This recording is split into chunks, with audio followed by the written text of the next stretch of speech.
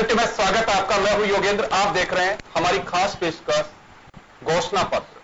हर राजनीतिक दल का अपना एक घोषणा पत्र होता है, लेकिन जनता सीधे मैनिफेस्टो जारी करने वालों से चर्चा नहीं कर सकती। लेकिन हमने एक प्लेटफॉर्म की कोशिश की है।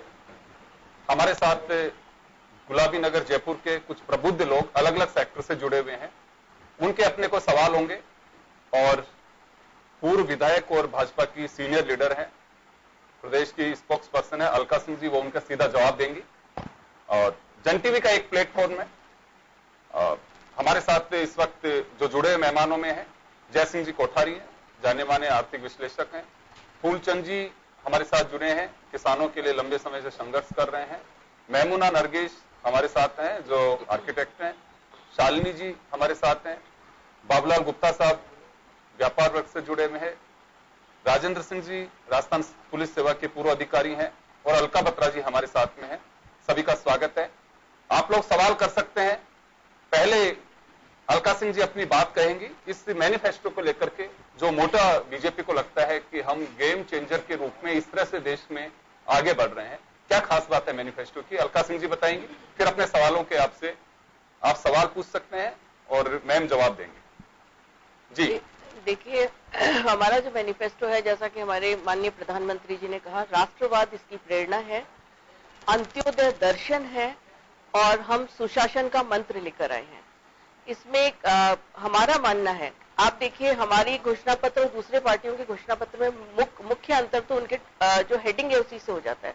हमारा जो मैनिफेस्टो है वो संकल्प पत्र है और इसको इस हिसाब से भी देखना चाहिए कि हमारा जो ट्रेंड रिकॉर्ड रहा है और दूसरी पार्टियों का जो ट्रेंड रिकॉर्ड रहा है, उसके हिसाब से हमारे घोषणा पत्र का अगर विश्लेषण किया जाए तो हमारी सरकार ने पिछले 5 सालों में सभी वर्गों को साथ लेकर चले हैं। हमने कोई तुष्टीकरण नहीं किया। हमने सर्व समाज और सर्व समाज के सभी वर्ग को, जैसा कि हमारे प्रधानमंत्री जी कहते हैं कि हमारा जो पिछला 5 साल था वो मानवीय की आवश्यकताओं को पूरा करने के लिए किया गया एक प्रयास था, जिससे कि आम गरीब, आम व्यक्ति को घर, पानी, बिजली, सड़क, जो उसकी मानवीय की आवश्यकता है उनकी पूर्ति हो जाए। और आगामी जो हमने संकल्प पत्र लिया है अगले 5 वर्षों के लिए, वो आकांक्षाओं के साथ है, एक विश्वास के साथ भारतीय जनता पार्टी चुनावी समर में जा रही है। और ये पूरी उम्मीद है कि जिस राष्ट्रवाद की प्रेरणा के साथ, राष्ट्रवाद हमारा राष्ट्रीयता भी है और राष्ट्रवाद का मतलब यह है कि हम सभी वर्गों को समावेशी रूप से सभी का विकास करना हमारा ध्येय है। और अंत्योदय, जो हमारे अटल जी ने कहा था कि पंक्ति के अंत में जो व्यक्ति बैठा हुआ है, अगर जब तक उसका विकास नहीं होगा तब तक विकास की बातें करना बेमानी है।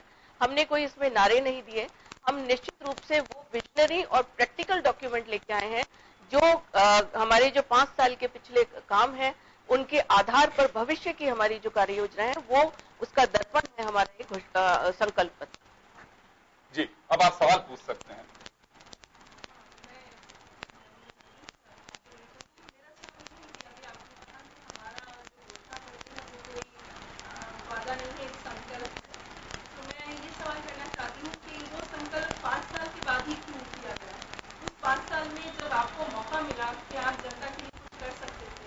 और बहुत अच्छा आपको मौका मिला, बहुत ही बड़ी मेजोरिटी के साथ आपको मौका मिला और जनता की पूरी उम्मीद थी कि इतनी मेजोरिटी के बाद आप लोग कुछ करके दिखाएंगे।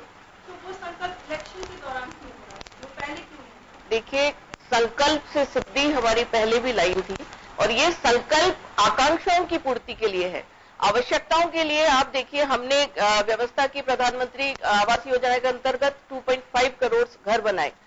सड़कें, रोज 10,000 किलोमीटर सड़कें बन रही थी, जो पहले से 2.5 गुना है। 19,000 गांव जो 72 साल की आजादी के बाद में बिजली से महरूम थे, वहां हमने सौभाग्य योजना के अंतर्गत बिजली पहुंचाई।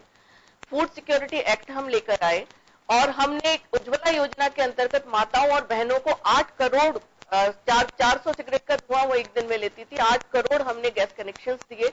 स्वच्छता, अगर ग्रामीण महिलाओं के पास आप कभी जाएं तो उनका दर्द आप समझ सकती हैं कि वो अंधेरा होने का इंतजार करती थी। तो इज्जत घर हमने बनाए, 12 करोड़ इज्जत घर बनाए। हमने ग्रामीण क्षेत्र समावेशी विकास करने का 5 साल का जो आवश्यकताओं की पूर्ति की। अब ये संकल्प है आकांक्षाओं की पूर्ति के लिए। तो ये कहना नहीं है कि हमने काम नहीं किया, संकल्पित हम पहले से हैं। आपने 5 साल पहले जो संकल्प पत्र लिया था किसान के लिए उसको कितना पूरा किया और किसान से आपने कितना लिया। एक तो किसान उसका हिसाब चाहता है, फ्यूचर में आप किसान के लिए क्या संकल्प लेने जा रहे हो। अभी थोड़ी देर पहले अटल जी की बात आई, अटल जी ने यह कहा था हर हाथ को काम देंगे, हर खेत को पानी। आप उसमें कहां तक सफल रहे। और मैं आपसे एक निवेदन और करना चाहता हूं कि मेरे एरिया में जयपुर जिला जहां 5 साल पहले बोरिंग चल रहे थे हमारे, उस हिसाब से हमने केसीसी बनवाई और आपके प्रधानमंत्री बीमा योजना के तहत हमें बिगर एनओसी के आप हमारे खाते से पैसे काट लेते हो और उसका क्लेम अब तक हमें जीरो नहीं मिल पाया, क्योंकि उसमें आपने घोषणा की थी कि अगर खेती नहीं होगी किसी भी कारण से तो उसकी 25% भरपाई इंश्योरेंस कंपनियां करेंगी या सरकार करवा के देगी। आपने मेरे जयपुर जिले में तो या राजस्थान में जहां तक मैं अनुभव जानकारी रखता हूं अभी तक मेरे किसान को एक पैसा भी आप दिला नहीं पाए। आगे दिलाने का क्या संकल्प लिया, यही मैं आपसे पूछना चाहता हूं। देखिए, आपने एक ही प्रश्न में बहुत सारे स्टेप वाइज क्वेश्चंस कर दिए हैं। मैं आपके सबसे पहले प्रश्न पर आती हूं कि हमने किसानों के लिए क्या किया। किसान निश्चित रूप से हमारी पूंजी है और किसानों का विकास जब तक नहीं होगा तब तक कोई देश विकास नहीं कर सकता। हमने सबसे पहले जो यूरिया की मारामारी होती थी उसको समाप्त किया और नीम कोटेड यूरिया हमने किया, जिससे कि कालाबाजारी बिल्कुल समाप्त हो गई इसकी यूरिया की। दूसरा, आपने देखा कि किसान हमेशा परेशान रहता था कि उसको फसल का उचित मूल्य नहीं मिल पाता था। हमने एमएसपी 1.5 गुना की और 24 फसलों को ये एमएसपी दी जाए, ये हमने सुनिश्चित किया। किसानों के लिए सॉइल हेल्थ कार्ड जारी करने वाली अगर कोई पार्टी है तो भारतीय जनता पार्टी है, ताकि किसान ये पता लगा सके कि वहां कौन सी फसल हो सकती है। एक आपने ये बताया कि आपको बीमा कंपनियों से क्लेम नहीं मिला है, इसमें राज्य सरकार का कुछ मामला होगा, अदरवाइज ऐसा नहीं है। जयपुर जिले में क्यों हुआ? और अब जो हमारी सरकार ने संकल्प पत्र में लिया है उसमें ये लिया है कि किसान की मर्जी पर है कि अगर वो बीमा कराना चाहता है तो वो बीमा करा पाएगा और अगर नहीं तो कोई आवश्यक नहीं है। हमने किसान सम्मान निधि चालू की है। वो पहले तो 2 हेक्टेयर जिनके पास जमीन थी उनके लिए था, लेकिन अब सभी किसानों के लिए वो सम्मान निधि लागू कर दी है। किसानों के लिए, क्योंकि किसान एक ऐसा वर्ग है जिसको कि अगर फसल होती है तो ठीक है, अगर नहीं होती है तो बहुत नुकसान होता है, तो हमने उसके लिए किसानों को पेंशन योजना चालू की है। तो पूरी तौर से ये जो हमारा संकल्प पत्र है वो किसानों की बहबूदी के लिए है। आपने एक संकल्प की बात कही, मेरे किसान का जो पैसा कटा उसकी भरपाई की बात तो की नहीं, पर मैं आपसे इस संकल्प पत्र में एक जानकारी और लेना चाहता हूं। मेरे किसान के लिए किसान पेंशन लागू की है पर उसकी राशि अभी तक किसान को अंधेरे में रखी हुई है। आप किसान पेंशन कितनी दोगे वो चीज क्लियर करें। देखिए, किसान पेंशन योजना रोड मैप बनेगा और उसके बाद निश्चित रूप से एक राशि दी जाएगी किसानों को। अगर राशि अभी से हम कर दें और फिर उसके बाद उसका रोड मैप बनाकर नहीं दें तो उससे कोई मतलब नहीं होता है। दूसरा, आपने कहा कि वो राशि कब मिलेगी, तो वो स्टेट गवर्नमेंट का कोई इश्यू हो सकता है। बाकी पूरे राजस्थान में ऐसी इश्यू नहीं है कि आपका अगर फसल नहीं हुई तो 25% नहीं मिला है। आपके घोषणा पत्र में बहुत महत्वाकांक्षी घोषणा पत्र आपने पेश किया। उसमें करीब अगले 5 सालों में 60,000 किलोमीटर नेशनल हाईवे बनाने की बात की है, 100% विलेजेज को रूरल रोड से उनसे जोड़ने की बात की है, 100 नए एयरपोर्ट बनाने की बात की है, 400 रेलवे स्टेशन को मॉडर्नाइज करने की बात की है और 50 शहरों को मेट्रो नेटवर्क से जोड़ने की बात की है। और जो हमारी इकोनॉमी की जो साइज है आज से करीब 2024 में आप डबल करने की बात कर रहे हैं, 2030 में उसको $10 ट्रिलियन तक की बात कर रहे हैं। बहुत अच्छा ये घोषणा पत्र है, महत्वाकांक्षी है और होना भी चाहिए। लेकिन इसका एक जो नेगेटिव पॉइंट है या जो छुपी जो चीज है कि इन सब की फंडिंग कहां से होगी। जो आपका 5 साल का पिछला रिपोर्ट कार्ड है उसमें यह है कि जब आपकी सरकार बनी तो देश पे, केंद्र सरकार पे, केवल मैं राज्य सरकारों की बात नहीं कर रहा हूं, 55 लाख करोड़ का कर्जा था, वो आज 90 लाख करोड़ पिछले साल में करीब पहुंच सका है। इससे भी ज्यादा भी हो सकता है अगर हम छुपे हुए कर्जों को मान लें। और अगर ये आपने डबल, आज से कहने 5 साल में हम सब चीजें डबल कर देंगे तो मेरे ख्याल से ये 150 लाख करोड़ का करीब कर्जा भारत सरकार का पहुंच जाएगा। तो मैं ये कह रहा हूं कि ये सब करने के लिए जो इतना कर्जा लेंगे, इसकी भरपाई और इसका पेमेंट और वो कौन करेगा, इस पे सरकार ने या आपकी जो लीडरशिप है उन्होंने कोई इस पे प्रकाश नहीं डाला। मेरा ये एक चिंता का विषय है कि क्या हम आने वाली पीढ़ी को इतने दलदल में फंसा जाएंगे उधार के कि वो कभी उसकी चुकौती कर ही नहीं कर पाए और केवल ब्याज और उसी में ये कह लीजिए कि वो एक नई तरीके की आर्थिक गुलामी का जो स्वरूप है वो हम देखने को मजबूर हों। ये मेरा चिंता का विषय है। देखिए, आप अर्थशास्त्री हैं, अर्थशास्त्र को ज्यादा अच्छी तरह समझते हैं, लेकिन पॉलिटिकली मैं ये कहना चाहूंगी कि आपने अभी आज ही पढ़ा होगा IMF और वर्ल्ड बैंक की मीटिंग में IMF का ये कहना था कि भारत ने जिस हिसाब से प्रगति की है, वर्ल्ड की 3rd इकोनॉमी भारत बनने जा रहा है और इकोनॉमिक रूप से बहुत प्रगति हम लोग कर रहे हैं। हमारे प्रधानमंत्री जी ने भी कहा था कि हम 100 करोड़ का निवेश लाने का प्रयास करेंगे और अब ये बहुत प्रैक्टिकल बात हो गई है, क्योंकि आप देखिए 17 कंट्रीज, अभी जब ये पुलवामा अटैक हुआ 17 कंट्रीज हमारे सपोर्ट में थी। वर्ल्ड ग्लोबली हमको सपोर्ट मिल रहा है और हम जब बढ़ती हुई इकोनॉमी होंगी तो निश्चित रूप से यहाँ पर जो आतंकवाद समाप्त होता जा रहा है, यहाँ पर जो डिस्टर्बेंस रहता था वो समाप्त होता जा रहा है, तो लोगों का विश्वास हम पे जमेगा और निश्चित रूप से हमारी इकोनॉमी एक बढ़ती हुई इकोनॉमी हो जाएगी। नहीं, आपने जब इन्वेस्टमेंट की इतना सारा रुपया हमको चाहिए, ये कहां से आएगा? और हम एक लोकल जो पिछले 5 सालों का आपका रिपोर्ट कार्ड है वो हम प्रैक्टिकली जो सामने देखते हैं, बाबूलाल जी यहाँ पे हैं वो भी बताएंगे। मेरे ख्याल से हमारे 10 साल से $300 बिलियन साल के एक्सपोर्ट हैं, हम $1 बिलियन का एक्सपोर्ट 10 साल में नहीं बढ़ा पाए, जबकि $450 बिलियन का हमारा इंपोर्ट हो गया है। वो $150 का डेफिसिट है चल रहा है, उसकी भरपाई फॉरेन एक्सचेंज से होगी, वो डेप्ट अलग होगा, वो बात अलग है, लेकिन ये भी एक चिंता का विषय है।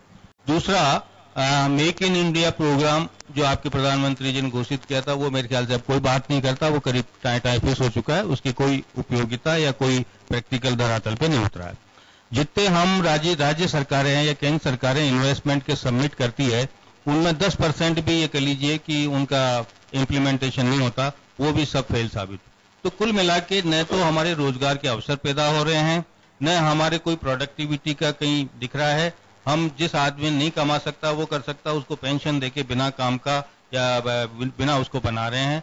तो ये क्या हम ऐसा भारत का निर्माण कर रहे हैं कि जिसमें काम की जरूरत नहीं हो, उधार लेके और पेंशन बांटते जाएं? और ये अमेरिकन कैपिटलिज्म है, इसको कहते हैं, चलेगा, मैं भी ये मानता हूं, लेकिन एक ये हम बुद्धिजीवी वर्ग हैं, हम समझदार लोग हैं, कि इस पे भी एक ये पॉइंट बनता है कि क्या कहीं पे कोई सीमाकरण नहीं किया जाए, क्या इसी रफ्तार से हम उधार लेते जाए और आने वाली पीढ़ी को उसके दलदल में फंसा जाए? ये एक पॉइंट इसमें बनता है। देखिए, 10 साल यहाँ पर अर्थशास्त्री प्रधानमंत्री रहे, उन्होंने इतने गड्ढे पैदा कर दिए थे कि 5 साल में हम ये चाहें कि हम इसकी पूर्ति कर लेंगे और इकोनॉमी को बिल्कुल बाहर ले आएंगे, वो संभव नहीं है। लेकिन हम एक वादे के साथ और एक ऑप्टिमिस्टिक अप्रोच के साथ आगे बढ़ रहे हैं। हमारा बिल्कुल ऐसा नहीं है कि हम एंटाइटलमेंट को एनफोर्स करते हो, हम एम्पावरमेंट करना चाहते हैं। रोजगार की जहां तक आपने बात की, तो जब ये शौचालय बने 12 करोड़ तो रोजगार निश्चित रूप से आया, बिजली पहुंची तो रोजगार आया, 1 लाख ऑप्टिकल फाइबर्स गांवों में बिछे तो रोजगार आया, 2.5 गुना सड़कें बनी तो रोजगार आया। आपने देखा 80 लाख PF अकाउंट्स नए खुले हैं, तो निश्चित रूप से वो रोजगार वालों के ही होते हैं। नेस्कॉम ने कहा कि IT के फील्ड में 18 लाख रोजगार आए हैं, तो निश्चित रूप से रोजगार बढ़ते जा रहे हैं, लेकिन उसका हमारे यहाँ कोई मैपिंग नहीं है, इसलिए एक समस्या होती है। एक हम ये मानकर चलते हैं कि सरकारी अगर रोजगार होगा तो वही रोजगार की श्रेणी में आएगा। आज नहीं सरकारी नहीं है, वो जो रोजगार की अपॉर्चुनिटी 15 करोड़ लोनिंग हुई है फ्री इकोनॉमी में मान सकते हैं कि 6-7 करोड़ हो सकता है पुराने लोगों ने भरपाई की, लेकिन 8 करोड़ फ्री इकोनॉमी में कोई भी सरकार रोजगार की गारंटी नहीं ले सकती, मैं भी जानता हूं। लेकिन आप ये जितने गिना रहे हैं वो सब टेम्परेरी है कि शौचालय बनाने का काम 2 साल में हो गया पूरा, उसके बाद क्या करें? रोड भी बन जाएगी 4 साल 5 साल, उसके बाद क्या होगा? जो हमारे करीब 1.5-2 करोड़ युवा जो ग्रेजुएट पर्सन हर साल में आ रहे हैं, उनके लिए हमारे पास में ऐसी कोई योजना नहीं है कि हम उनको कोई परमानेंट रोजगार, वो तो ठीक है फिर टेम्परेरी है या आप बेरोजगारी भत्ता दीजिए, वो एक तरीका है, लेकिन उनको परमानेंट रोजगार देने की व्यवस्था इस योजना में कहीं नहीं झलकती। ये एक चीज ईज ऑफ डूइंग बिजनेस में तो आपने मेक इन इंडिया की बात की, अभी हमारे इस संकल्प पत्र को आप देखें रक्षा के जो उपकरण बन रहे हैं वो मेक इन इंडिया के तहत हम अब बनाने का प्रयास कर रहे हैं। तो मेक इन इंडिया और ईज ऑफ डूइंग बिजनेस निश्चित रूप से बेरोजगारों को जो अब नए आइडियाज लेके आते हैं उनको रोजगार देने का हम एक बड़ा प्रयास कर रहे हैं। मैं तो बेसिक क्वेश्चन पूछना चाहती हूँ, क्योंकि जो बेसिक इंडियन है, जो कॉमन इंडियन है, जो मिडिल क्लास इंडियन है, उनकी अलग समस्याएं होती हैं। देखिए, बिजनेस क्लास के लिए तो इकोनॉमी एंड जैसे बिजनेस से रिलेटेड समस्याएं होती हैं। मैं आपसे पूछना चाहती हूँ कि रोटी, कपड़ा, मकान, न्याय that is law, education and पानी, इनमें आप लोगों का संकल्प पत्र में क्या है? अगर आप कह रहे हैं कि एजुकेशन में हम लोग ने इतने IITs खोल दिए, IIMs खोल दिए, एक्स्ट्रा मेडिकल कॉलेजेस खोल दिए, लॉ कॉलेजेस खोल दिए, तो ये सब तो स्टार्टिंग से ही चल रहा है। आप मुझे ये बताइए कि बीजेपी, मैं तो मानती हूँ कि नरेंद्र मोदी ने 5 साल में बहुत कुछ किया है और देश को एक दिन में कोई नहीं सुधार सकता, ये पॉइंट मुझे समझ में आता है। पर मुझे ये बताइए कि एजुकेशन करके जो एजुकेटेड इंसान है या जो शिक्षित भारत का युवा है या फीमेल है, वो आगे जाके क्या करेगी? मैंने एजुकेशन तो प्राप्त कर लिया, अब आगे मेरा क्या होगा? दूसरी बात, आप मुझे ये बताइए कि शौचालय तो बन गए, पानी कहाँ से आएगा? उनको कंटिन्यूस करने के लिए जल बहुत इंपॉर्टेंट चीज है। तो सरकारी स्कूल, एजुकेशन में सरकारी स्कूल, बच्चे चाहते हैं कि वो सरकारी नौकरी करें, मगर कोई बच्चा नहीं चाहता कि वो सरकारी स्कूल में जाए पढ़ने के लिए। वो कैसे चाहेगा? क्योंकि उसके माँ बाप ही नहीं चाहते उसको सरकारी स्कूल भेजने के लिए। तो ये सरकारी स्कूलों का क्या होगा? बच्चों के एजुकेशन के लिए क्या बेटरमेंट होना चाहिए? और जो बेसिक चीजें हैं, चाहे वो रोटी में हो, जैसे इन्होंने पूछा, किसान की समस्या वो आपने बता दी, कपड़ा मकान के बारे में आप बता ही रही हैं। मुझे स्पेसिफिकली आप बताइए अबाउट एजुकेशन, लॉ के लिए क्या कर रहे हैं? क्योंकि किसी भी देश को तरक्की करने के लिए एक कॉमन लॉ होना चाहिए, एक कॉमन सिविल लॉ होना चाहिए। अगर मैंने जो गुनाह किया वो देश का कोई भी नागरिक गुनाह करे, उसको एक ही सजा मिलनी चाहिए। ये नहीं कि मैं राजस्थान में रहती हूं तो मेरी सजा कुछ और हो और जो किसी और प्रांत में रहता है उनकी सजा कुछ और हो। दूसरा, आप मुझे बताइएगा जल के बारे में आप क्या कर रहे हैं? एजुकेशन के बारे में एक पॉइंट मेरा और है कि हमारा हायर जो यूनिवर्सिटी लेवल का जो एजुकेशन सिस्टम है, आज के डेवलप वर्ल्ड और ग्लोबल वर्ल्ड में जब हम एंटर कर गए हैं, वो एक तरह से ऑब्सोलीट है। आप तो उसको वापस रिवाइव करने का, उसको रिव्यू करने का, उसका भी इन्होंने घोषणा सरकार की तरफ से होना चाहिए। बीजेपी के संकल्प पत्र में मैंने भी पढ़ा था, तो उसमें ये लिखा है कि अब बच्चों को बाहर ना जाना पड़े, बाहर के बच्चे हिंदुस्तान में आए। तो ये पॉइंट मुझे तो बहुत इंटरेस्टिंग लगा, क्योंकि हमारे बच्चे IIT से तो पढ़ लेते हैं मगर विदेश चले जाते हैं। इन्होंने ऐसा क्या किया है जिससे विदेश के बच्चे हमारे देश में आए और इससे ना कि हमारे देश को आराम मिले, उससे बढ़ोतरी हो, मगर हमारे बच्चों को भी फायदा मिले? क्योंकि इतना पढ़ लिख के वो बच्चे बाहर चले जाते हैं, माँ बाप का घर छूट जाता है। और दूसरी बात, ब्रेन ड्रेन जिसे बोलते हैं वो होता है। तो आप बताइए। देखिए शालिनी जी, आपने जो पूछा क्वेश्चन, उसकी फर्स्ट लाइन में ही आपने बोल दिया कि आप ये विश्वास करती हैं कि एक टेन्योर में ये सारी चीजें नहीं हो सकती हैं। बहुत अच्छी बात है, लेकिन हमने जो प्रयास किया है, मैं राजस्थान के संदर्भ में ही अगर आपको बताऊं तो हर विधानसभा क्षेत्र के हर ग्राम पंचायत हेडक्वार्टर पे सीनियर सेकेंडरी स्कूल्स खोले गए थे। अभी आपने देखा ये जो मानव संसाधन के जो सेंट्रल स्कूल्स होते हैं वो कई विधानसभा क्षेत्रों में खुले हैं। और पहली बार राजस्थान की ही अगर बात करें तो राजस्थान में जो नॉमिनेशंस हैं वो बढ़े हैं स्कूल में, बच्चों के सरकारी स्कूलों में। तो सरकारी स्कूलों की शिक्षा का स्तर निश्चित रूप से सुधरा है। और अभी अगर हम आजादी के बाद की बात करें तो आजादी के बाद से राजस्थान में 8 मेडिकल कॉलेज खोले गए थे और अभी लास्ट 5 इयर्स में 7 मेडिकल कॉलेज खुले हैं। तो निश्चित रूप से शिक्षा के क्षेत्र में तो बहुत, अगर मैं कहूं कि बहुत बड़ा काम हमारी सरकार ने किया है। लेकिन हम ये कहें कि 5 साल में सब कुछ हो जाएगा, वो संभव नहीं है। लेकिन एक ड्रीम हमारी सरकार का है, एक सपना हमारी सरकार का है, एक आकांक्षा हमारी सरकार की है कि हमारे बच्चे इस योग्य बने कि वो बाहर के इंटरनेशनली कॉम्पीट कर सके और ब्रेन ड्रेन वाली स्थिति नहीं हो, इस तरह के रोजगार भी हम यहाँ पैदा करें।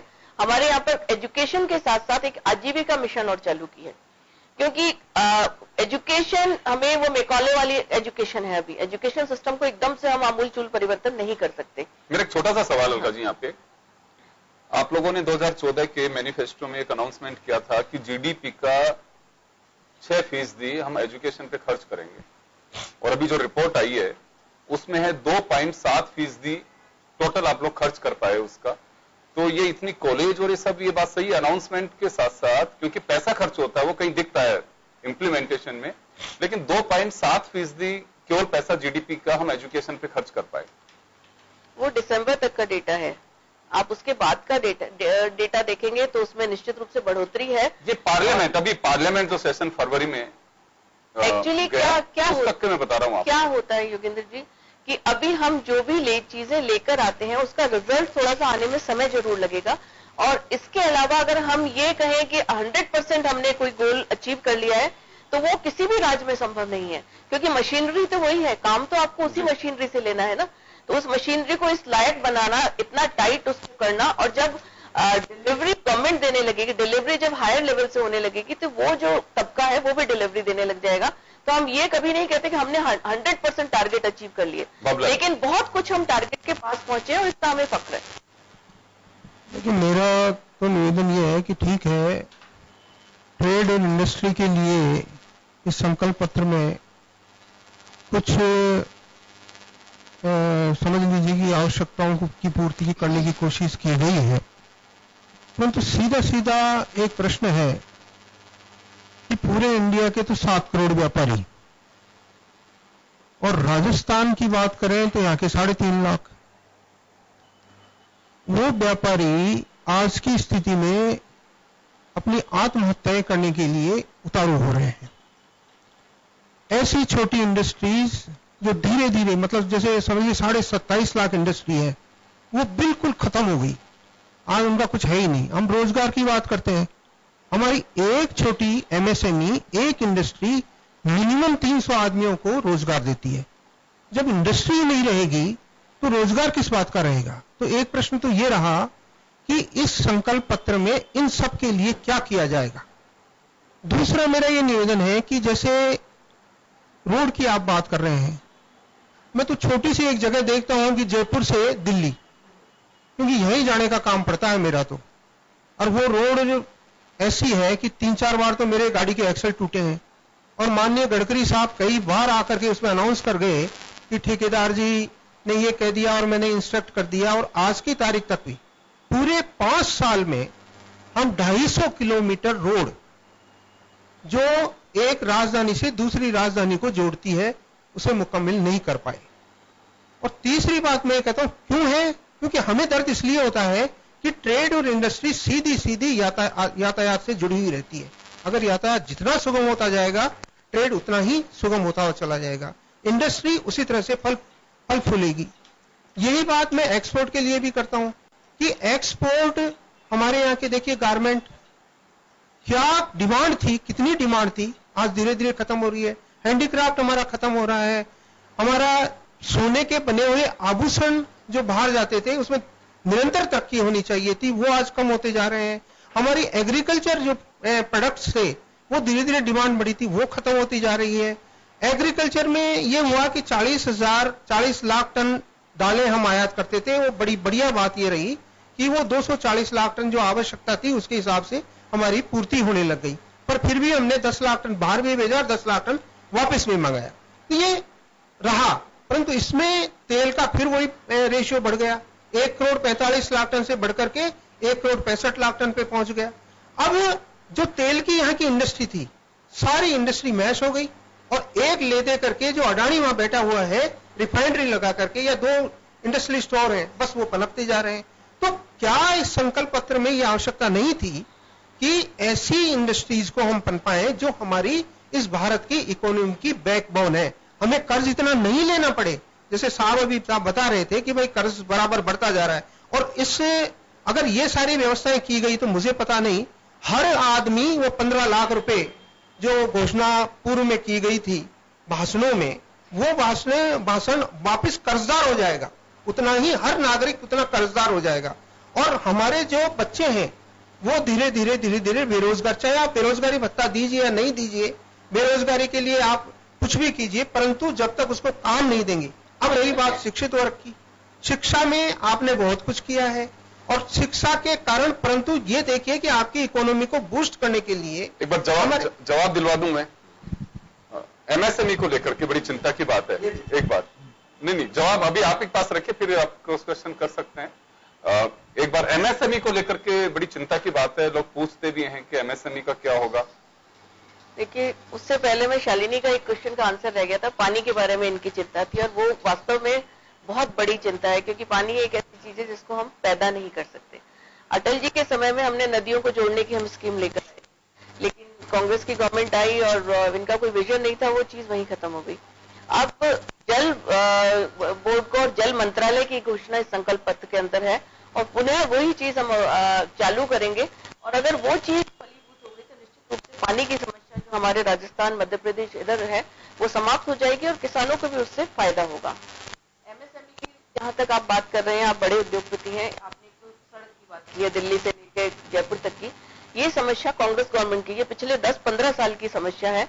इसको सुलझाने का जब प्रयास किया जाता है, कोई ना कोई ऐसा मसला इसके अंदर आ जाता है कि ये फिर अटक जाती है। बाकी वास्तव में ये एक बहुत बड़ी योजना है, और ये अगर सफल हो जाए तो निश्चित रूप से जयपुर और दिल्ली उद्योगपतियों को बहुत फायदा होगा। मुझे बड़ा कष्ट होता है आपकी ये बात सुनकर कि 10-15 साल से कांग्रेस या 10 साल में ये किया। हमने देखिए हमने आपको वोट इसलिए दिया था कि आप कुछ ना कुछ करेंगे। अगर 250 किलोमीटर की रोड ठीक नहीं कर सकते, कृपा करके ये बड़े बड़े वादे मत कीजिए, इसकी आवश्यकता नहीं है। अब आप आम आदमी को इसकी आवश्यकता नहीं है। अगर ये डेली बन रही है, 2.5 गुना सड़कें बन रही है, 60,000 किलोमीटर की आप बात करते हैं और 250 किलोमीटर पर बना नहीं सकते हैं, तो ये बड़े 2.5 गुना सड़कें बन रही है। 10,000 किलोमीटर सड़कें कांग्रेस के समय में थी, उससे ज्यादा सड़कें अभी बन रही हैं। तो ये नहीं कह सकते कि विकास हो नहीं रहा है। आप एक मुद्दे की बात करें, एक मुद्दे में कहीं आपके संकल्प के लिए बता दीजिए कि ये जो आप बड़ी सड़कों को जोड़ने की बात करते हैं और छोटी सड़कों को जोड़ने की बात करते हैं, बहुत बढ़िया बात है, पर मैं तो ये कहता हूं कि राजधानी से राजधानी को जुड़ने वाली 250 मीटर की सड़क अगर नहीं जुड़ पाई तो मुझे नहीं लगता कि ये आपकी 60,000 किलोमीटर और 50,000 किलोमीटर जो सड़क राजस्थान का पिछले 5 साल का रिकॉर्ड जवाब लूंगा इस पे, सड़कों की जो बात चल रही है इस पे जवाब लूंगा। एक छोटे से ब्रेक के लिए रुकेंगे, ब्रेक के बाद हम जल्द लौट।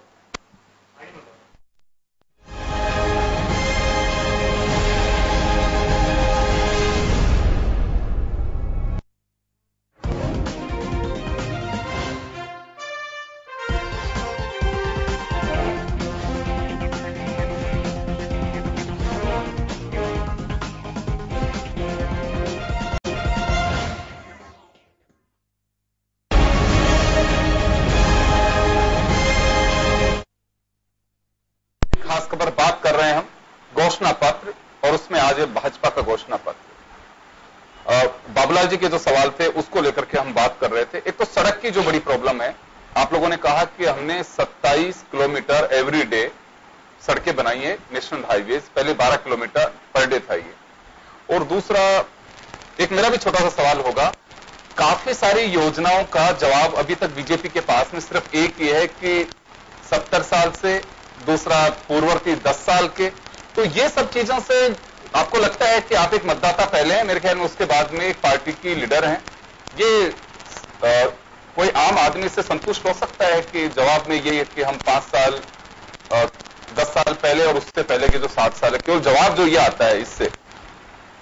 देखिए, निश्चित रूप से हमें जो हमारी पुरानी जो इन्होंने फाउंडेशन बना के रखी है और जो काम जो गति थी इनकी, वो तो बतानी पड़ेगी कि क्यों अब जो काम हो रहे हैं उसमें देरी हो रही है, और क्यों जो काम 70 साल पहले हो जाने चाहिए।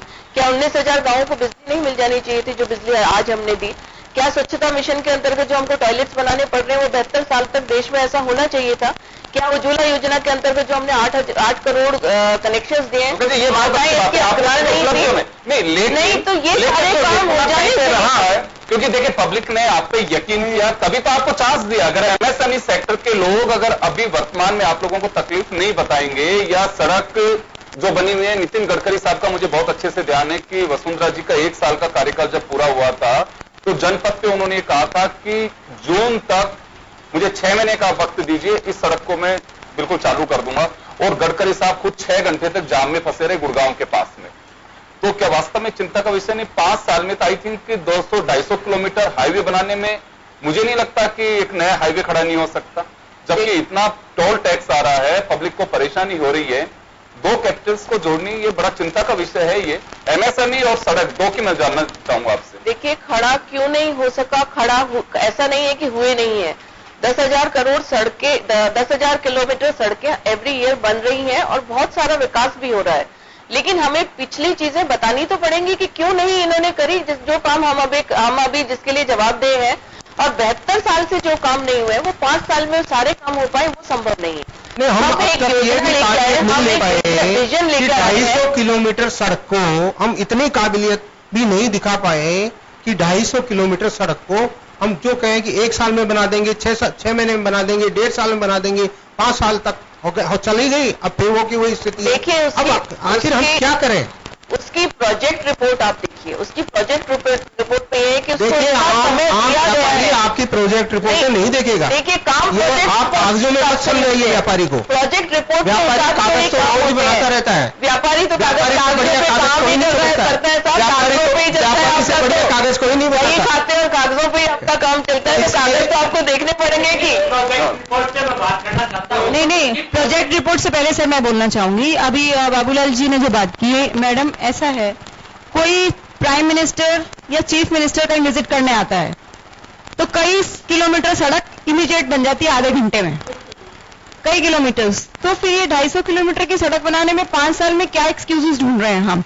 विच is very relevant. I think we should look at that when we can make roads for the visit of a prime minister, then why not for the janta and why not for the business? देखिए, I think this is not the excuse which is not taken. देखिए, जनता के लिए सड़कें नहीं बनी हो ये कहना बिल्कुल नहीं। प्रॉब्लम जो आप गाँव में देखिए, आदर्श गांव बने हैं, वहां पर हमने ये सड़कें बनाई हैं जो शहरों में भी नहीं है। सेट एंड डन ये कहना कि सड़कें नहीं बनी है, मैं ये कह रही हूँ। ये जो आप कहते हैं कि के लिए बन जाती है, मैडम आप गलत समझ रही हैं, आप गलत समझ रही हैं। हम बोल ही नहीं रहे। मैं तो कह रही हूँ बहुत अच्छी आपकी योजनाएं थी, आपने गाँव में सड़कें बनवाई, गाँवों को जोड़ने की कोशिश की, लेकिन व्यापार जगत को जिस सड़क से बहुत ज्यादा उम्मीदें और काम था, उस 250 किलोमीटर को करने के लिए क्या एक्सक्यूज है वो नहीं लिया जा सकता। उसका वही एक्सक्यूज नहीं लिया वही मैं, क्योंकि आपने बाकी आप 250 किलोमीटर रोज बना रहे हैं। इसका जब ये जब कॉन्ट्रैक्ट हुआ था उस समय कांग्रेस की गवर्नमेंट थी जी, वो छोड़िए,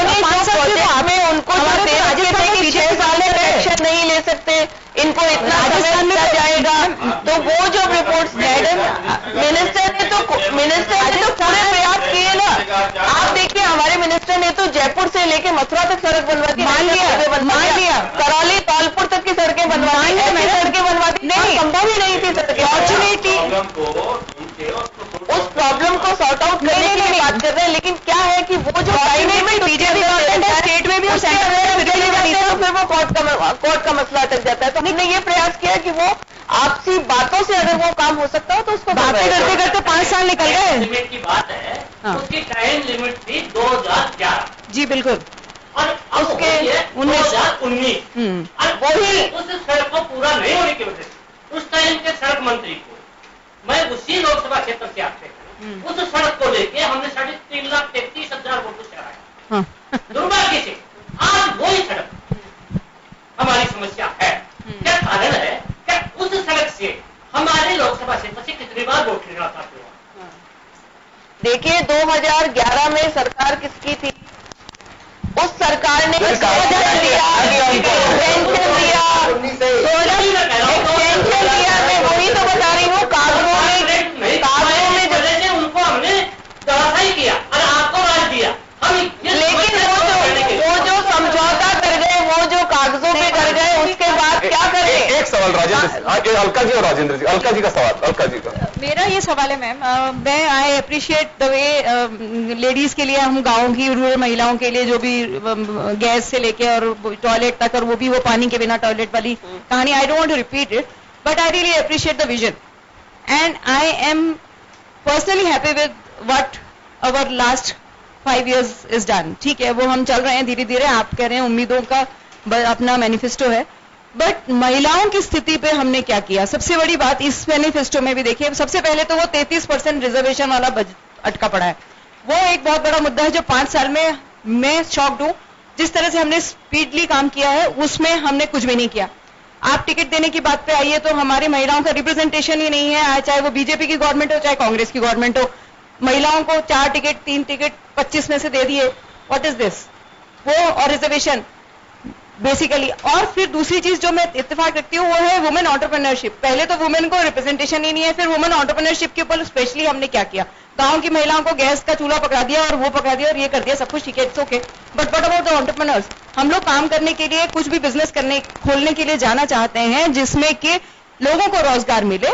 अगर आज एक महिला कुछ भी चीज, उसके लिए कोई स्पेशल प्रोविजन है नहीं. आपको पता है कि हम लोगों को एक्चुअली पिछड़ी हुई तो महिलाएं ही हैं सबसे ज्यादा हिंदुस्तान में. अब तक 70 सालों में हमको कभी भी आगे आने का मौका नहीं दिया. जो थोड़ी बहुत आना चाहती है उनके रास्ते में इतने रोड़े हैं कि आप देखिए कि वो थकार के बैठ जाती है, घर में ही बैठ लेते हैं, ठीक है काम नहीं करेंगे. तो I think we should give attention to the ladies who are entrepreneur, who want to do something, specially a support from the government so that we can do something and check the unemployment थोड़ा बहुत. और reservation of 33%, what is your call on that? देखिए अलका जी, आपने बहुत अच्छी चीज पूछी है. महिलाओं के बारे में सोचना हम महिलाओं को ही पड़ेगा, लेकिन हमारी पार्टी महिलाओं की सशक्तिकरण पर जोर देती है. महिलाएं जब तक सशक्त नहीं होगी तब तक वो आगे बढ़कर वर्ल्ड को फेस नहीं कर सकती. मैं वही उसी पर आ रही हूँ. 33% आरक्षण था लोकल सेल्फ में, हमारी सरकार ने उसको 50% किया. और आप देखिए एजुकेशन का एक राइडर हमने उसके अंदर जोड़ा ताकि एजुकेटेड लोग पब्लिक रिप्रेजेंटेटिव बने, क्योंकि हम डिजिटल इंडिया की तरफ जा रहे हैं. डिजिटली सारा पेमेंट होता है, डिजिटली सारी योजनाएं बनती हैं. लेकिन अब कांग्रेस की गवर्नमेंट के आने के बाद फिर उन्होंने शिक्षा का राइडर हटा दिया. जब शिक्षा का राइडर हट जाएगा तो हमारी महिलाएं जिनको हम सशक्त करना चाहते हैं, जो 50% आरक्षण लेके पदों पर बैठी हुई है लोकल सेल्फ में, वो काम नहीं कर पाएंगे. फिर वही सरपंच पति या प्रधान पति या चेयरमैन पति या चेयरमैन पुत्र, ये एक नई जो जनरेशन आई थी वो वापस आ जाएगी. तो महिलाओं के सशक्तिकरण के लिए मुझे नहीं लगता कि 33% आरक्षण देकर हम महिलाओं को सशक्त कर पाएंगे. उसके लिए जरूरी है कि रूट पर जाएं, हम पहले नीचे के लेवल से उनको सशक्त करें. हमारी पार्टी 33% रिजर्वेशन देने के लिए प्रतिबद्ध है. हमारे संकल्प पत्र में भी कहा है, ये हमने पिछली बार भी कहा था. लेकिन चूंकि बहुमत नहीं था, राज्यसभा में हमारा बहुमत नहीं था, 2009 में राज्यसभा से ये 33% रिजर्वेशन पास हो चुका था. उस समय कांग्रेस की फुल मेजोरिटी की गवर्नमेंट थी, लेकिन उनकी कोई मंशा नहीं थी, वो सिर्फ लिप सिंपैथी करते हैं. हम वास्तव में रिजल्ट देना चाहते हैं. हम आज भी प्रतिबद्ध हैं और पूर्ण बहुमत आया तो निश्चित रूप से महिलाओं को हम आगे लेकर आएंगे. और आप एंटरप्रेन्योरशिप की बात कर रहे हैं, मुद्रा योजना में 15 करोड़ जो ऋण हुए हैं उनमें 70% महिलाओं के हैं. प्रधानमंत्री आवास योजना में 40% जो रजिस्ट्रेशन हो रहे हैं वो महिलाओं के नाम पर हो रहे हैं घरों के. हमारी सरकार ने राजस्थान का ही हम ले तो भामाशाह योजना चालू की थी, महिला को केंद्र बिंदु बनाकर की थी, वो अब ठंडे बस्ते में डाल दिया इस गवर्नमेंट ने. तो हम तो महिला को सशक्त करने पर जोर दे रहे हैं. और उससे बड़ी बात, आज मैं आपके सामने बैठी हुई हूँ एक महिला, हमारी पार्टी की तरफ से आपकी बातों का जवाब दे रही हूँ. तो निश्चित रूप से महिलाओं को आगे लेने का काम अगर कर रही है तो हमारी भारतीय जनता पार्टी कर रही है. निश्चित रूप से मैं आपसे मेरा छोटा सा सवाल है. सवाल ये अलका जी कि आपने कहा कि महिला सशक्तिकरण की बात की, बेटी बचाओ बेटी पढ़ाओ होना चाहिए था, चाहे कैसे भी हो, लोगों में एक अवेयरनेस आती है, मैं सहमत हूं. लेकिन निर्भया फंड अगर आप उसका खर्चा अगर देखेंगे तो मुझे लगता है कि शायद हो सकता है कि लीडरशिप की शर्मिंदगी से सर झुक जाना चाहिए. जितना पैसा हमने एलोकेट किया और उस पैसे की पोजीशन क्या है, हम उसको खर्च यूटिलाइज ही नहीं कर सके, तो अंदाजा लगा सकते हैं कि कितनी गंभीर है सरकारों का रवैया. बताइए आप. देखिए गंभीरता तो इसी से होती है कि पॉक्सो एक्ट हम लेकर आए थे. हमने तो पैसा पड़ा हुआ है आपके पास में और वो पैसा बिल्कुल है, बजट है उसका. वो पुनर्वास के लिए खर्च हो ना, और निश्चित रूप से वो पैसा खर्च होगा.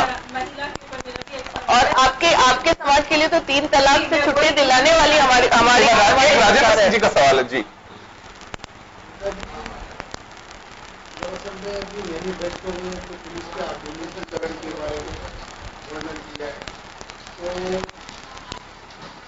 प्रकाश सिंह जी ने सुप्रीम कोर्ट में याचिका याचिका लगाई थी उस समय 2008 में सुप्रीम कोर्ट ने निर्णय दिया था कि पुलिस की इन्वेस्टिगेशन में सुधार के लिए लॉ एंड ऑर्डर को और इन्वेस्टिगेशन की एजेंसियों को अलग-अलग करना चाहिए, क्योंकि इन्वेस्टिगेशन का स्टैंडर्ड बहुत कमजोर हो गया है और स्थिति यह है कि अपराधियों को पूरा विश्वास है कि हम किसी भी हालत में उनको सजा नहीं देंगे, क्योंकि जो क्रिमिनल जस्टिस सिस्टम है वो इतना अचल हो गया है और उसको सुधारने की बहुत ज्यादा आवश्यकता है, वरना हमारे आम आदमी का कानून और व्यवस्था पे से विश्वास हो जाएगा। क्योंकि जो इन्वेस्टिगेशन है वो पूर्ण नहीं, प्रोसिक्यूशन में जिस तरह से अभी हमारे यहाँ पे पॉलिटिकल अपॉइंटमेंट होते हैं, एडीपी एपीपी के ये जो हो रहे हैं वो भी कमजोर चल रहा है। उसके अलावा जुडिशियल सिस्टम है, उसमें जिस तरह से राजनीति चल रही है वो सब आप लोगों से छिपी हुई नहीं है और जेलों की दुर्दशा तो कोई भी बता सकता है कि वहाँ हर चीज मिल सकती है, वहाँ स्नैच भी मिल जाएंगे, हथियार भी मिल जाएंगे, वहाँ पे सारे जो बड़े बड़े क्रिमिनल है वहाँ से वो क्राइम पूरा का पूरा ऑर्गेनाइज कर रहे हैं।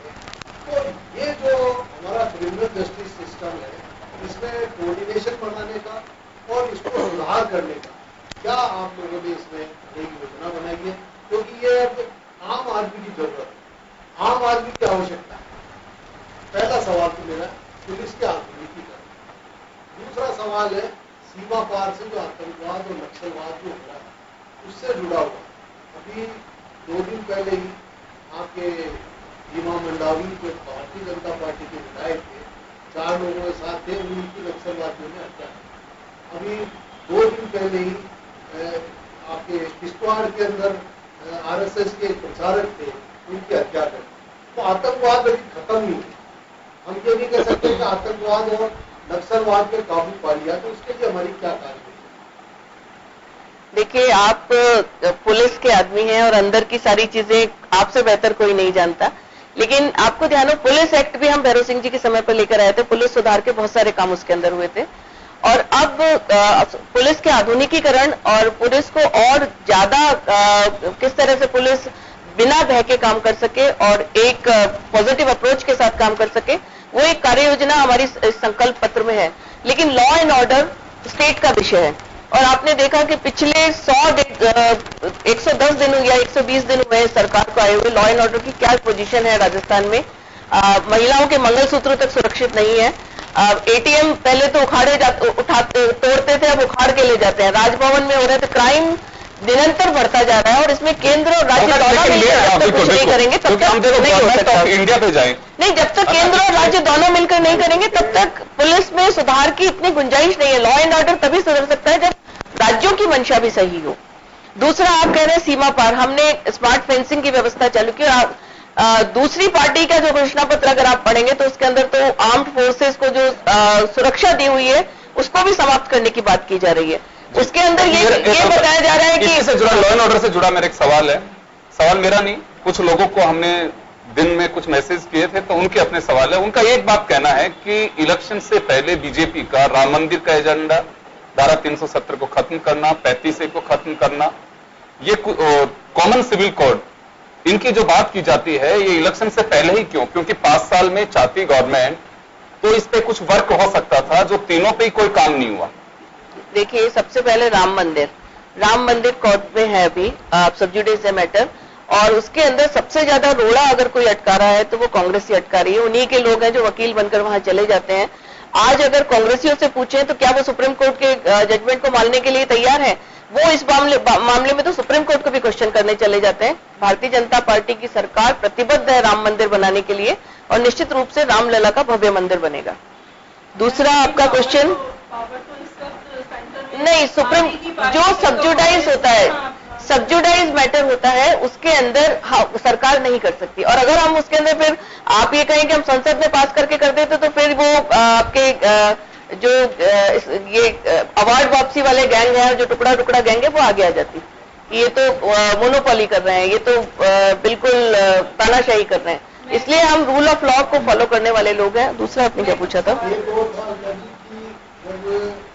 सरकार बनी तो ये हुआ था कि जो राजनीतिक भ्रष्टाचार है उसको समाप्त, जो भी सांसद है, विधायक है, जिनके खिलाफ जो केसेज है उन केसेस को फास्ट ट्रैक कोर्ट बनाकर उनका निस्तारण किया जाए। ये सरकार जब बनी थी तो सबसे पहले ये बात सामने आई, पर क्या हम उसमें कितनी सफलता मिली है, ये क्या आगे हम इसके बारे में क्या विश्वास जनता को देना? देखिए, जनता देख रही है कि किस तरह से जब भ्रष्टाचारी और जिन्होंने लोन ले रखे थे वो देश छोड़कर भाग रहे हैं। पॉलिटिकल भ्रष्टाचार तो आप पॉलिटिकल भ्रष्टाचार तो आप देखें कि पहले हर महीने आप देखते थे कोई ना कोई स्कैम होता था और अब हर महीने विकास की योजनाएं आ रही हैं। पॉलिटिकली भ्रष्टाचार की आप बात कर रहे हैं तो मैं 2G स्पेक्ट्रम का एक ही उदाहरण देना चाहूंगी। CAG की रिपोर्ट में कहा था कि 1,76,00,000 रुपए का भ्रष्टाचार हुआ है इसके अंदर, और जब हमारी पार्टी ने उसका ऑक्शन किया तो 1,76,00,000 रुपए हमारे गवर्नमेंट के फंड में आए, गवर्नमेंट के पास वो पैसा जमा हुआ और वो हमने दलितों और आदिवासियों के विकास पर खर्च किया। तो हमारी सरकार भ्रष्टाचार के खिलाफ जीरो टॉलरेंस रखती है, आतंकवाद के खिलाफ जीरो टॉलरेंस रखती है। जी, मैं ये पूछना चाह रही थी मैम कि वो वोट की बात सुनी तो मुझे ध्यान में आया कि स्मार्ट सिटी के ऊपर काफी बजट गवर्नमेंट ने निकाला, 2 लाख करोड़ का करीब 100 सिटीज के लिए बजट था, जिसमें 7.10 का आंकड़ा निकल के आया है कि जो खर्च हुए हैं। और अगर हम स्मार्ट सिटी को देखें तो स्मार्ट सिटी के नाम पर कुछ भी नहीं है, सारा कॉमर्शियल काम हो रहा है। और स्मार्ट सिटी का मतलब ये है कि हमारा जो शहर है वो वहाँ की जो कल्चर है, जो आर्ट है, उसको प्रमोट करे। जबकि आप देखें तो जो बाजारों में जो कलर हो रहा है वो सारा कॉमर्शियल हो रहा है।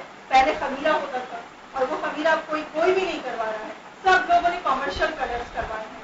और दूसरी बात मैं ये कहना चाहती हूँ कि एज अ माइनॉरिटी की बात करना चाहती हूँ कि 3 तलाक की आपने बात छेड़ी थी, तो मैं जानना चाहती हूँ कि 3 तलाक के लिए बीजेपी ने क्या किया?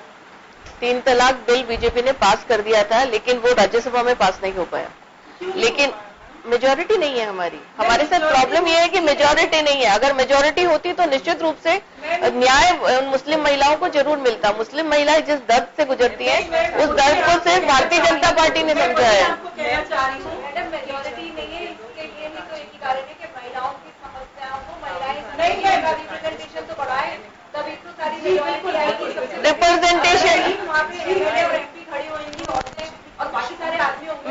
मैं अलका जी वही बता रही हूँ, 2009 की जो मैं बात कर रही हूँ, राज्यसभा में महिला सांसदों ने इनिशिएट किया था और वो पास हो गया था, लेकिन कांग्रेस की गवर्नमेंट थी और फुल मेजोरिटी थी लोकसभा में, लेकिन फिर भी उन्होंने उसको सीरियसली नहीं लिया।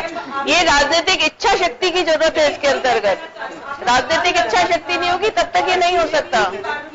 मीडिया पे खड़े होकर एक आदमी औरत को थप्पड़ मार देता है, कहाँ पर औरत को शक्ति हो गई है? मुझे बताइए। देखिए ये सोशल फ्लॉज हैं, इसको तो हम मिलजुल कर अगर सोसाइटी में नहीं, निश्चित रूप से कानून तो है ही, कानून तो सबके लिए है, कानून रूल ऑफ लॉ है और कानून सबके लिए समान है, लेकिन सोसाइटी में ये जो है पूछ लिया उन्होंने, पूछ लिया। और मैंने पहले भी बोला कि I really appreciate the way the government is working, but we really in this new manifesto work on the ladies issues, because महिलाएं जब तक आदमी रहेंगे मेजॉरिटी में वो महिलाओं के दुख दर्द को नहीं समझेंगे। आज लेबर पेन्स है तो वो महिला ही समझ सकती है एक महिला की, और वो हम ही समझ सकते हैं कि उसको क्या तकलीफ है। आज मेजॉरिटी इसीलिए हमारे से रिलेटेड, चाहे वो 3 तलाक हो, चाहे वो रिजर्वेशन से रिलेटेड बिल्स हो, वो इसीलिए पास नहीं हो रहे क्योंकि हमारा रिप्रेजेंटेशन नहीं है। और इस बार फिर सरकार है, जब भी इलेक्शन होने आ रहे हैं, मैं आप किसी एक पार्टी की बात नहीं कर रही हूँ, मैं सभी पार्टी की बात कर रही हूँ, फिर से महिलाओं की कैपेबिलिटी पे क्वेश्चन मार्क है, उनको नहीं दिए गए टिकट। जब आप मैं आपको अपनी एक बात बताना चाह रही हूँ, मैं एज अ कंजर्वेशन करती हूँ और मेरी खुद की फॉर्म है। मैं 2 साल से मैं काम तो लगातार कर रही हूँ, टेंडर बिड कर रही हूँ, टेंडर उठा रही हूँ, पेमेंट नहीं मिल रहा मुझे। बताइए क्या होता है? जेंट्स जो सिविल ठेकेदार हैं वो उठा के ले जाते हैं टेंडर और मैं उनको पूरी पेमेंट मिल जाती है और मैं बैठी रह जाती हूँ। अब मेरी जब बारी आती है तो वो कहते हैं बजट में, मतलब 2 साल से बजट नहीं है। आमेर डेवलपमेंट अथॉरिटी में मैं काम कर रही हूँ, अल्बर्ट हॉल के मैं काम कर रही हूँ, मैंने 10 म्यूजियम्स के अभी काम किए, 10 शहरों के। झालावाड़ का जो म्यूजियम है उसकी 11 कमरों का फ्रेस्को पेंटिंग का कॉन्जर्वेशन में करके आई हूँ, लेकिन बजट ही नहीं है, पेमेंट ही